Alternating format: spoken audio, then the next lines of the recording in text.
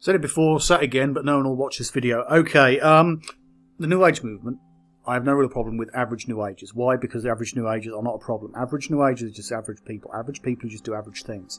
And they live out their life mostly doing normal stuff. And most people in the New Age movement simply have a few ideas, which you could say qualifies them to be in the New Age or spiritual movement, whatever you wish to call it. They hold on to a few crystals, they might have tarot cards, they might have a few practices, they've got a dream catcher above their bed, whatever the case may be. They're basically a person with a soft mysticism and largely harmless and unimportant to me, this video, this channel, etc., and any of my previous notes and work. Okay?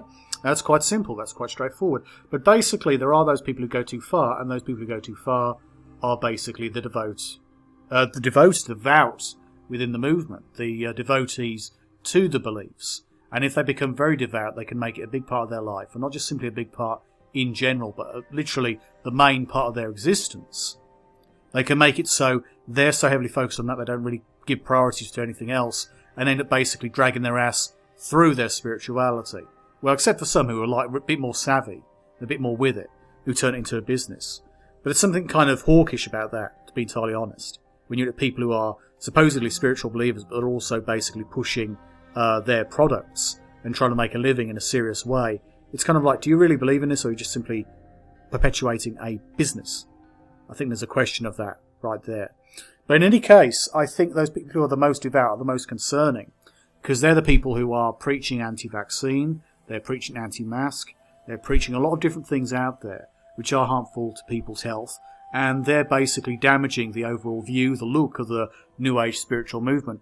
If everyone was simply a bunch of sandal-wearing ex-hippies in Glastonbury, perhaps smoking a bit of weed or, you know, whatever the case may be, or holding a few crystals or going to Reiki sessions, hell, I wouldn't have a problem with you devotees to the movement itself. But the fact that many people out there are in fact more extreme, more devout, they follow every single little weird health tip and they end up basically looking like crap. Some of them look quite healthy, to be fair, because they're basically living on a very limited diet. You get those ones who starve themselves. Those people who try and be breatharians, they look awful. You know, they end up with sagged faces and skin conditions and things of that kind, I've noticed. They may as well be living on KFC. They'll probably be healthier. But in general, yeah, I think there's a lot of people who like to get on their high horse and preach in the devout wing of the New Age spiritual movement.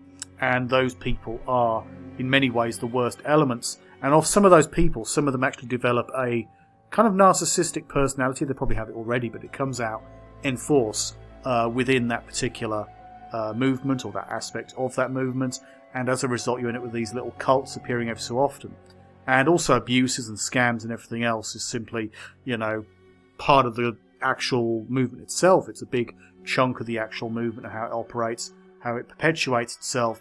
There are those people who promote a new idea, and it's like, great, new ideas, you're being original, that's a good step in the right direction.